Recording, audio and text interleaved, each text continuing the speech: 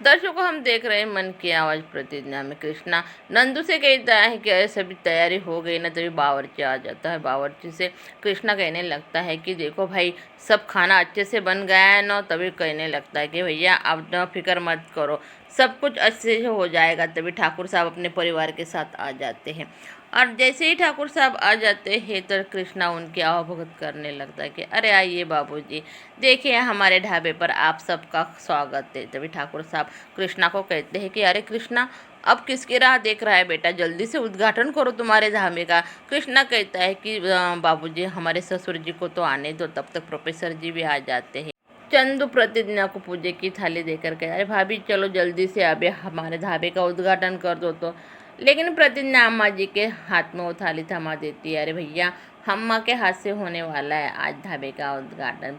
तभी अम्मा जी भी बहुत खुश है दर्शकों और पूजे की थाली लेकर वो भी पूजा करती है और नंदू चंदू को भी टीका लगाती है। प्रतिज्ञा और कृष्णा की भी आरती उतारते और कहती है कि मेरे बेटे का ढाबा अच्छे से चल जाए, ये सब हमारे बहू के कारण हुआ है। अभी भी प्रतिज्ञा की बहुत तारीफ कर रही ठकुरानी। कोमल ठाकुर साहब से कहती है कि अरे बाबूजी जरा धीरे से कैंची चलाना, नहीं तो आप समझ लेंगे कि वो कोई चाकू छुरी नहीं है, कैंची है। तभी ठाकुर साहब अरे बेटा हमें समझ में आता है, और ठाकुर साहब कैंची लेकर रिबन काटते देते। सभी अंदर चले जाते। कृष्णा कहते अरे बहू जी आप क्यों खड़ी बाहर।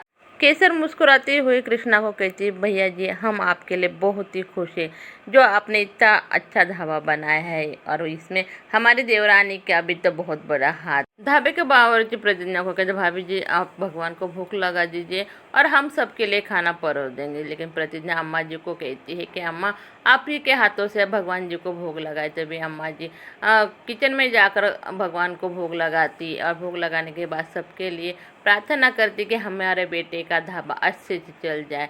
और इधर सब खाने की राह देख रहे। बावर्ची पहली थाली ठाकुर साहब के लिए लेकर आता है और ठाकुर साहब भी बहुत खुश है दर्शकों। जैसे ही पहला निवाला खाते हैं तो बहुत ही अच्छा लगता है। बाद में प्रोफेसर जी भी खाते हैं दर्शकों। और ये देखकर अभी ठाकुर साहब न कृष्णा के लिए आशीर्वाद स्वरूप पैसे निकालते हैं और कहते हैं अरे बेटा इधर आ तो देख, ये हमारा आशीर्वाद है और ये पैसे ले। लेकिन पहले तो कृष्णा मना करता है। तभी प्रोफेसर जी भी अपने जेब में से एक लिफाफा निकलते और वो भी प्रतिज्ञा के हाथ में देते। भाई अब तो लेना ही पड़ेगा ना। तभी एक भिखारन ढाबे पर आती है और पैसे मांगने लेते। ठाकुर साहब तो पैसे देने ही लगते हैं, लेकिन प्रतिज्ञा मना करती कि बाबूजी पैसे देना ये अच्छी बात नहीं, अगर हम इन्हें खाना ही दे दे तो अच्छा होगा। तभी नंदू और चंदू एक थाली लेकर आते हैं और वो भिखारी इनका खाना देते। भाई ये सोच तो अभी सबको बहुत पसंद आई प्रतिज्ञा की। कृष्णा नंदू और चंदू को कहता है कि अरे क्यों रे, तुमने गांव में बताया नहीं क्या ढाबे का उद्घाटन, अभी क्यों गया, कोई क्यों नहीं आया। जब एक कस्टमर आता दिखाई देता है और नंदू कहता है देखो भैया आपका पहला कस्टमर आ गया है। कृष्णा व आरुषि को कहता है कि अरे साली साहब आप भी तो कुछ अपने जीजा के शान में कहो। आरुषि बहुत मुस्कुराते हुए कृष्णा के पास आते हैं और कहते हैं कि जीजा जी आप बहुत ही अच्छे हो। हाय भाई कृष्णा भैया, तो आपका तो दिल जीत लिया आरुषि ने। ठाकुर साहब जाते समय कृष्णा को कहता है अरे लल्ला देख, ढाबे में किसने आग लगाई थी जरा पता करना, देखते ही वो कौन है और जिसने ठाकुर सज्जन सिंह को टकराने की जरूरत की। और ठाकुर साहब बहुत खुश है, अभी घर आ गए सबके सब और दादी से कहने लगते हैं देख माई, हमारे बबुआ ने तो हमारा सर ऊंचा कर दिया, हम तो बहुत खुश है, ऐसा बेटा तो सबको मिलो। नहीं तो कोई कोई तो ऐसे नाकारा होते हैं, वो शक्ति के बारे में बोल रहा होता है। तभी तो शक्ति कहता है कि अरे बाबूजी इसमें क्या बड़ी बात है, अच्छा हो गया बाबा ने ढाबा डाला है, हम वहाँ से अभी खाना मंगवाएंगे। ठाकुरानी शक्ति की बात बीच में काट देती और कहती है कि अगर खाना लाना है ना तो वहाँ जाकर पहले पैसे देना, तभी बबुआ के ढाबे का खाना घर पे आना चाहिए। ठाकुर साहब ये सुनकर तो बहुत खुश हो जाते हैं कि भाई हमारे ठाकुरानी का क्या बात है।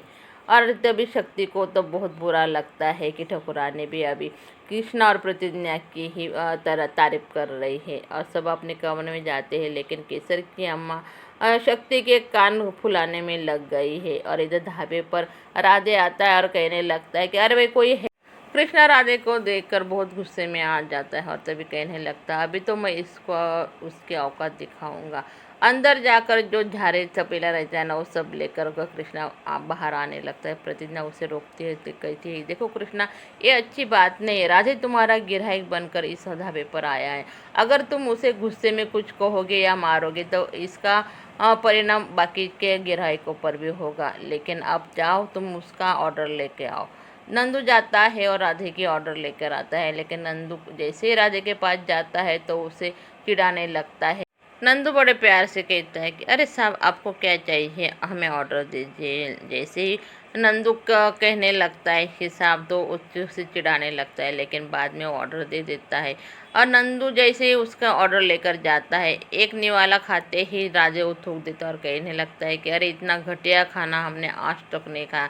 तभी वो एक गिरायक रहता है ना, वो उसे बीच में काट देता। अरे भाई, आपको अगर खाना नहीं होगा ना तो आप यहाँ से जा सकते, इस खाने के लिए तो हम कितनी दूर दूर से आ रहे हैं। तभी राजे कहता है ठीक है भाई, चंदू के खाने के पैसे देता है और वहाँ से चला जाता है। और जब प्रोफेसर जी नैना जी से कहने लगते, भैया हमारे बेटी ने तो कमाल कर दिया, ठाकुर साहब के परिवार का तो दिल जीत लिया, कितने तारीफ कर रहे थे हमारे बेटे की, सबको ऐसी बहू मिले, हमें तो बहुत खुशी हो रही है कि हमारे बेटी ने हमारा नाम रोशन किया। लेकिन जैसे कोमल को लगता है कि ये प्रतिज्ञा की तारीफ कर रहे हैं या मुझे टॉन मार रहे हो, बीच में आकर कहती है कि जानबूझकर आप मुझे खरी खोटी सुना रहे हैं कि तुम्हें क्या लगता है कि मुझे समझ में नहीं आता। नैना जी कोमल को कहती है कि अरे बेटा, हम तुम्हारी बात नहीं कर रहे थे, तुम बुरा मत मानो। कोमल गुस्से से अंदर चली जाती है और ठाकुर साहब अभी भी प्रतिज्ञा और कृष्णा की राह देख रहे होते तो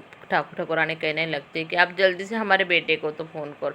तभी कृष्णा और प्रतिज्ञा आ जाते हैं और जैसे ही आते हैं कृष्णा कहते बाबूजी आप खड़े हो जाओ। कृष्णा दिन भर की जो कमाई होती है ना धंधे की, वो ठाकुर साहब के हाथ में देता है। और जैसे ही ठाकुर साहब के हाथ में देकर ठाकुर साहब कहते कि नहीं बेटा, ये मैं नहीं ले सकता, ये तुम्हारे पैसे तुम्हारे पास ही रखने चाहिए। लेकिन कृष्णा कहता है कि नहीं बाबूजी, आपकी वजह से आज हमने ढाबा खोला है। ये सुनकर तो ठाकुर साहब के आंखों में आंसू आ जाते हैं और वो रोने लगते हैं कि बेटा, तेरे जैसा बेटा तो हर किसी को मिले। तभी प्रतिज्ञा कहती है कि बाबूजी आप ये पैसे रख लीजिए, आप ही ने तो दिए थे कृष्णा को ढाबे खोलने के लिए। लेकिन ठाकुरानी भी कहती है कि नहीं बेटा, तुम्हारी वजह से तो हमारे बेटे ने ढाबा खोला है, अगर तुम जिद ना करती तो आज ही खुशियाँ हमारे घर में नहीं है आती। भाई हम तो बहुत खुश हैं, हमारे बहू की वजह से हमारा बेटा काम तो करने लगा। यह प्रतिज्ञा को ठकुरानी गले लगाती है और ये देखकर कृष्णा तो बहुत खुश है कि ठकुरानी इतना प्यार कर रही है प्रतिज्ञा को। तभी शक्ति गुस्से से उनकी तरफ देख रहा होता है। सभी अपने कमरे में जाते हैं और कृष्णा भी कहता है कि आज दिन भर इतना काम कर कर इतना थका हुआ आज पहली बार महसूस किया प्रतिज्ञा, बहुत अच्छा लग रहा है। तभी प्रतिज्ञा कृष्णा के पैर दबाने लगती है। जैसे पैर को हाथ लगाती है कृष्णा कहते अरे ये क्या कर रही बाबू।